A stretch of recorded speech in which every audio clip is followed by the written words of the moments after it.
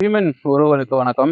ஆஹ் எப்பவும் போல மாலை நேரம் இயற்கையை ரசிக்கலான்னு வந்தோம். எங்க ஊர்ல இருக்கக்கூடிய கொட்டக்குடி ஆறு இப்போ நீங்க பார்த்துட்டு இருக்குது. ஸோ நாங்க சின்ன வயசுல இதுல எந்த அளவுக்கு ஓடி விளாண்டுருக்கோங்கிறது எங்களுக்கு தெரியும்.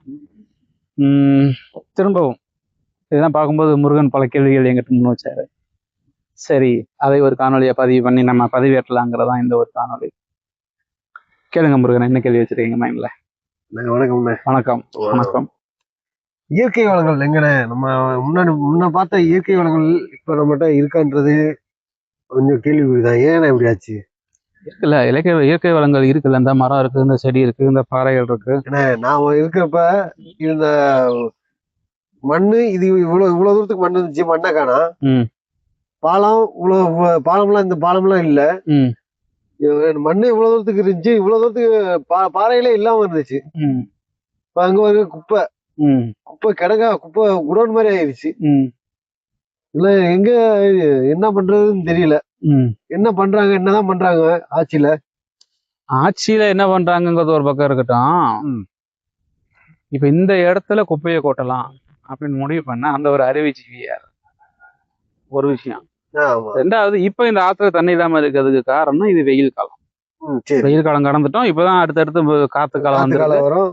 அடுத்து மழை வரும்போது இதே வெள்ளம் பிச்சுக்கிட்டு போகும். அப்ப இதே தோட்டத்துக்குள்ள போறவங்க, வா தோட்டத்துக்கு போக முடியலப்பா, நிறைய தண்ணியா இருக்குப்பா பாலம் கட்டிருக்காங்க சொல்லுவாங்க. இந்த பாலம் கட்டினது காரணம் குவாரிக்குள்ள போய் மண் எடுத்துட்டு வரதுக்கு ரொம்ப வசதியா இருக்கிறதுக்காக பண்ணிருக்காங்க.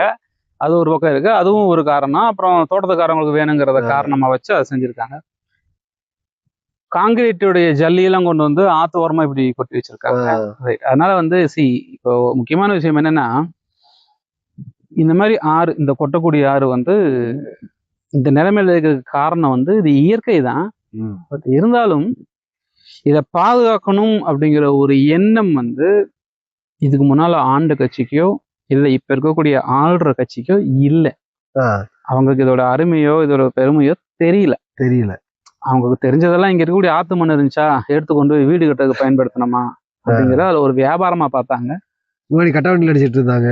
ஆமா, இப்போ டிராக்டர் படிக்கிறாங்க. இப்ப ஆத்து மண்ணே தடை செய்யப்பட்டுட்டாங்க, எடுக்கக்கூடாதுன்ட்டு ஆத்து மண்ணே இல்லை அப்படிங்கிறாங்க. இதே ஆத்து மண்ணு சைடுல அப்படியே மண்ணு ஆத்து ஒதுங்கி போகும்போது வண்டல் மண்ணெல்லாம் நம்ம பார்க்க முடியும். இருக்கும், நம்ம இந்த காலகட்டங்கள்ல இருந்தது. அன்னைக்கு நம்ம கிட்ட ஸ்மார்ட் போன் இல்லாத காரணத்தினால நம்ம இங்கெல்லாம் வந்து விளையாண்டோம். நமக்கு தெரியும், தண்ணி ஆத்து ஓரமா அந்த ஆத்து மண் இருக்கும், ஆத்துக்கு நடுவுல இந்த கல்லு பாறைகள் இருக்கும். இதெல்லாம் நம்ம ஏறி விளையாண்ட இடங்கள் தான்.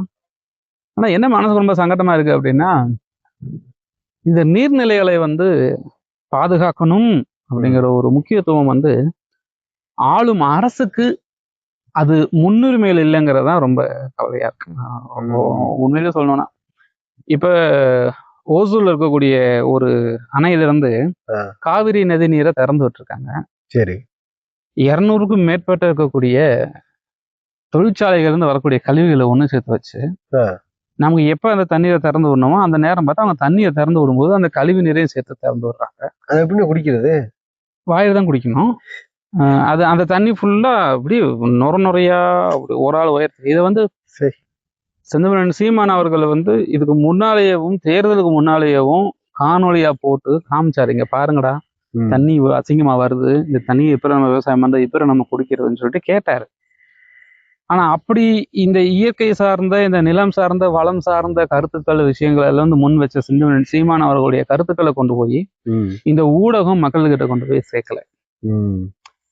அதற்கு பதிலா ஒரு சினிமா நடிகருடைய அசைவுகள், ஆட்டம் பாட்டம், அவருடைய திரைப்படம், அவருடைய அப்படின்னு கொண்டு போய் சேர்த்திருக்கு. காரணம், இதுக்கு பின்னால ஒரு பெரிய கார்பரேட் மாஃபியாவே நடந்துட்டு இருக்கு. செந்தமிழன் சீமான் அவர்கள் அரசியலுங்கிறது வந்து இங்க செயல்முறைப்படுத்தப்பட்டால் இங்கே பல இயற்கை வளங்களை அழிக்கக்கூடிய திட்டங்கள் வந்து இங்க நிறைவேற்றப்பட முடியாம போயிடும். இப்ப 8 வழிச்சாலையை வந்து மேல கேஸ் போட்டு நிறுத்தினது அவர் தான்.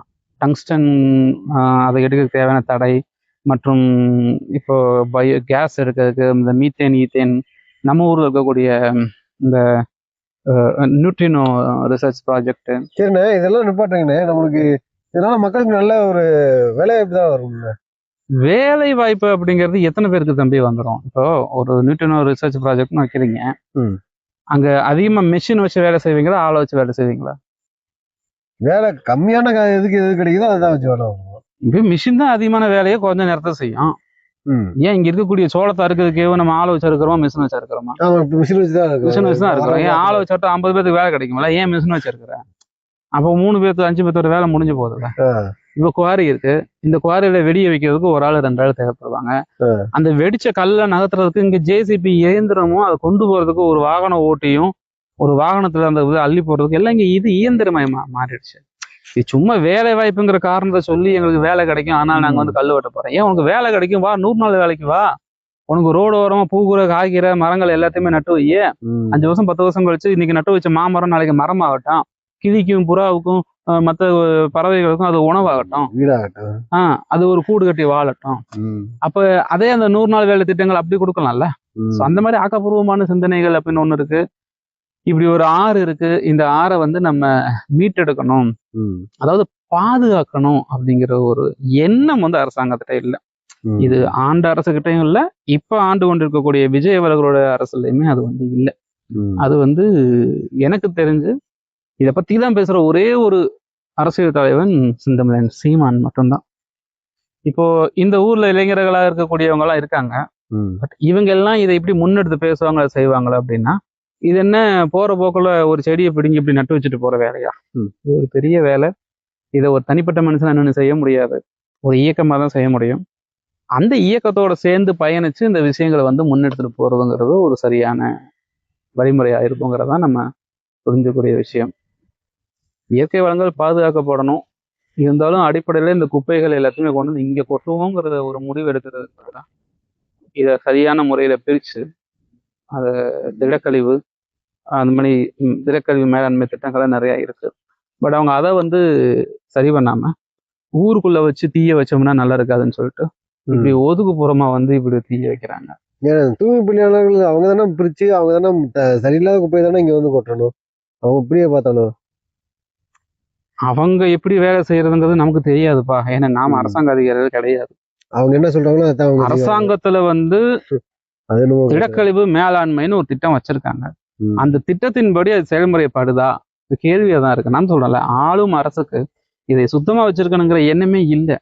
அவங்களுக்கு தெரிஞ்சதெல்லாம் என்ன அப்படின்னா, ஆங்கில மருந்து எடுத்து உடல்நிலை இன்னைக்கு சரியா பார்த்துக்கிட்டோமா, நாளைக்கு உடம்பு ஒழிச்சா நாளைக்கு ஒரு வழிகாத்திரை போட்டுருக்காங்கிற மாதிரி ஊருக்குள்ள குப்பையே இல்லாம பாத்துக்கிட்டோமா, கொண்டு வந்து இங்கே போட்டோமா, எவை வந்து இதை பார்க்க போறேன் அங்கே குப்பை கிடக்கு அப்படின்னு. அப்ப ஊருக்குள்ள சுத்தமா இருக்கு அப்படின்னு சொல்லிட்டு நாங்க வந்து இருக்கிறதே ஸ்வச் பாரத் திட்டத்துக்கு இல்ல, நாங்க தான் இருக்கு சுத்தமான கிராமம் அப்படின்னு சொல்லிட்டு ஒரு பேரை வாங்கிட்டு வேணா உட்காந்துக்கலாம். ரைட். அதனால வந்து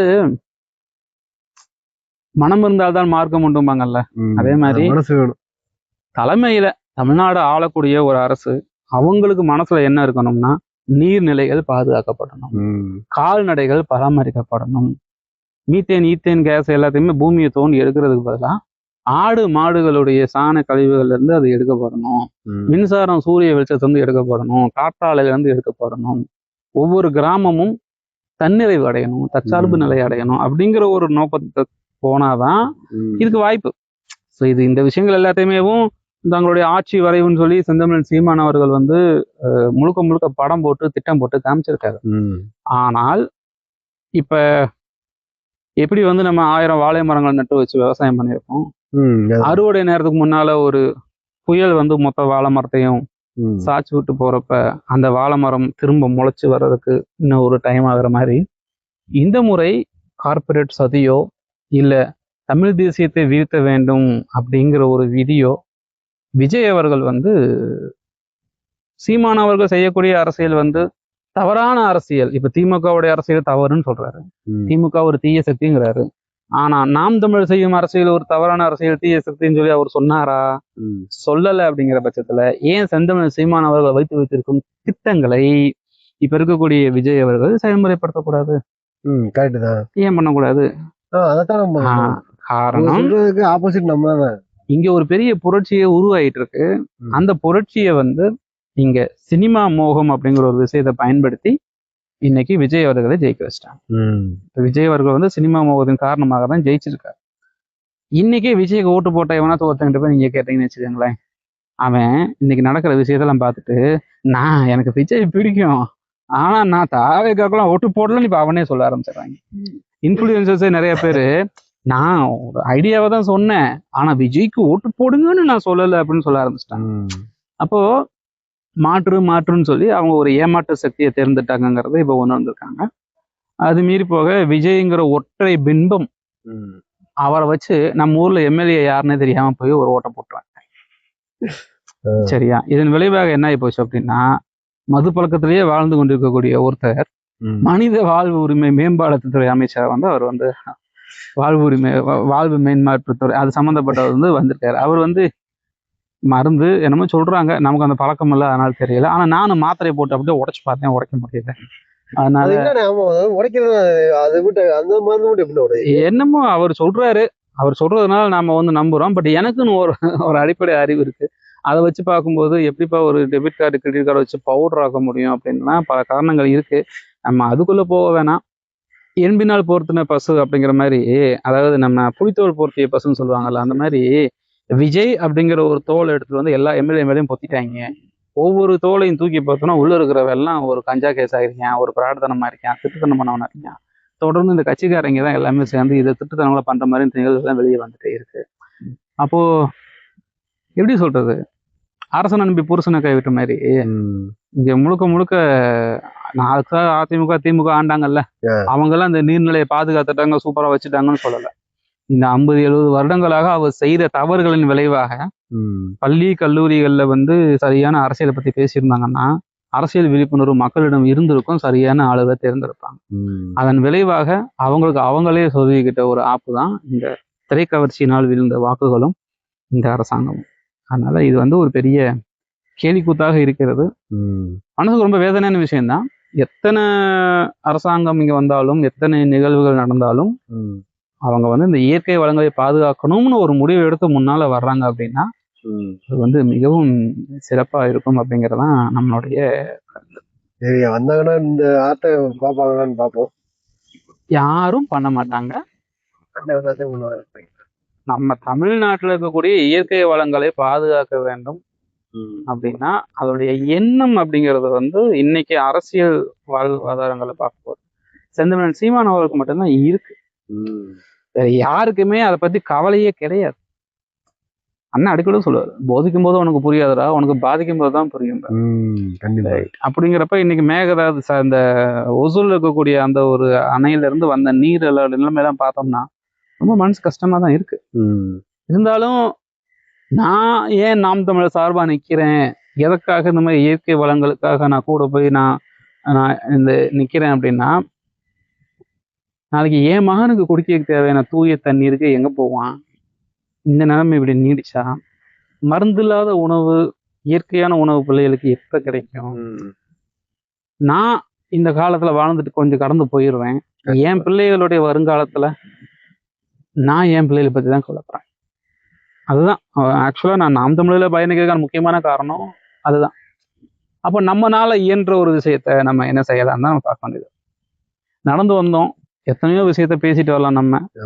ஆனா அந்த குளத்துக்கரையில இருக்கக்கூடிய பனைமரம் இன்னும் ஒரு 5 வருஷம் கழிச்சு வளர்ந்து வந்தா அது மேல கூடிய ஈபி லைனை இடிக்கும் அப்படிங்கிறத பத்தி நம்ம கவலைப்படுறோம். அப்ப இந்த மாதிரி சிந்தனைகள் நமக்குள்ள வர்றது காரணம் இந்த இயற்கை வளங்கள் பாதுகாக்கப்படுறதுனாலதான். அதை பாருங்க, குவாரியில வெடி வச்சிருக்காங்க. சவுண்ட் இப்ப கேட்ட சவுண்டு குவாரியில வச்ச வெடி. இன்னும் கொஞ்சம் கழிச்சு பார்த்தோன்னா அப்படியே மேல இப்படி புகையா வரும்.